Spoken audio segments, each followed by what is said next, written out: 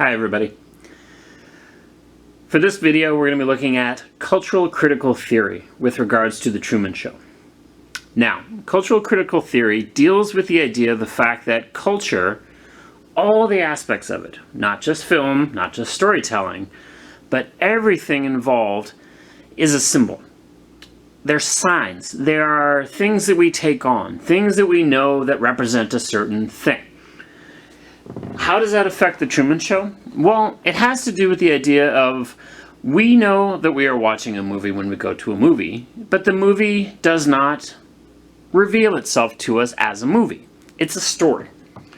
Unless something were to happen like somebody in the movie talks directly to the screen and talks to us as an audience, or if occasionally things that were so unexpected just take place, or something from one genre crashes into another, or, like in the case of the Truman Show, we deal with the weird setup with regards to having Truman living 29 years of his life as the star of a reality show.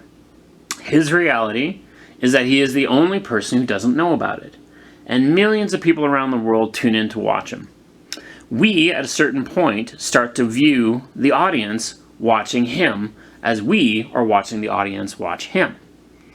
The opening couple of minutes give us the first clues. We've got all the signs and clues with regards to the idea of a documentary. They are interviewing the director. They are interviewing the actors and talking about what's genuine, what's real, what's imagined. And of course, they all insist that what's happening is reality. You even have in the credits, the director is noted as Christoph and not the real director. All of those elements come together with the idea of the fact that we know we're getting enough clues and signs and symptoms of the fact that we know that we're not watching something normal, that something different is about to take place. What this movie deals with is an appropriation of those cultural signs. All of those ideas and things that trigger us that we know that we are watching something such as a documentary or that we are watching a reality TV show, even the idea of the fact that we are watching a scripted fiction, dramatic story that's taking place. When all of those start to collide and unravel, we start to think about it in a different way than we ever did before. So the dominant culture is the one that's in control, obviously. The one that's calling all the shots, culturally speaking. Even though you could argue that everyone's an individual and everyone has a say, we all know that there's a powerful force in culture that kind of leads us a certain way, that tells us that one thing is right and the other one is wrong. They're the unwritten rules of how a society functions. They're what define normal. You could argue within the Truman Show that the normal within Truman's world is that fairy tale land of 1950s America, where mothers and fathers and neighbors come out to wave hi to you, and it's catchphrases, and it's bicycles, and it's every day is a sunny day. And even though there are traumatic events, scripted of course, ultimately we're dealing with this unusual suburban paradise, which is a very dominant cultural ideal. All the white houses, all of the very kind and pleasant people, everybody knowing everybody else, dominant. Now remember, that's the dominant world within Truman's town of Sea Haven. For us, the dominant culture is one that deals with the aspects of reality television. Now remember, this movie was made in 1997. That predates social media in any way, shape, or form, technically. So what you have, but everybody at the time would have known and understood the nature of reality television. It was still early enough in reality TV's days in order to be able to question things like what's public, what's private, what should we be vicariously living through in terms of people's experiences. Not to mention the very key aspect of how much do we manipulate this? How much do we edit it? How much do we put control over it? And that, at its core, is what dominant culture is about. Control. It's not to say it's an evil force. Every single time that we deal with anything that is popular and new and key and novel and interesting, it's a part of the dominant culture. And many of those things can't be predicted. That's where the subversive aspect comes in. Small subcultural groups or unique trends that nobody could have predicted, patterns of behavior, the occasional individual who's able to stand up and change things in ways that we never understood. So you have the dominant culture that deals with the traditional, and then you have the subversive culture which deals with the new. Subversive culture suggests something new, and all of a sudden the dominant culture sees it and fights against it. When you study cultural theory a little bit more, you also understand what the appropriation of cultural signs is all about. The idea is that if a subculture becomes popular enough, then the dominant culture smartens up and realizes, you know what would be better for control? If we just took this over and had it as part of ourselves.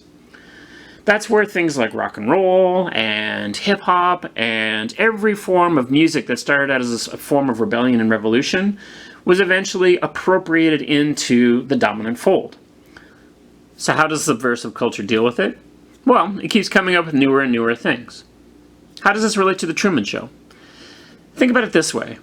The key things that are the most dramatic, that have the greatest effect on the audience, are the surprises, the novel, when things are not in control. Despite Christoph and all of the thousands of people who are trying to manipulate Truman's life as much as humanly possible, none of them are able to control him falling in love. None of them are able to control, ultimately, him discovering what's happening. None of them are able to kind of tell him what to do. He has free will. He has an opportunity. In the end, he chooses to overcome his fears and fight against it in order to be free, rather than safe. So the argument is that according to cultural theory, is this a happy movie or not? Now remember, technically, the happily ever after is a very dominant cultural aspect. One could argue that the director was very clever. We're dealing with a situation, in terms of a happy ending, in which, within the confines of the film, within the confines of the audience that's trapped within that film, it is a happy ending.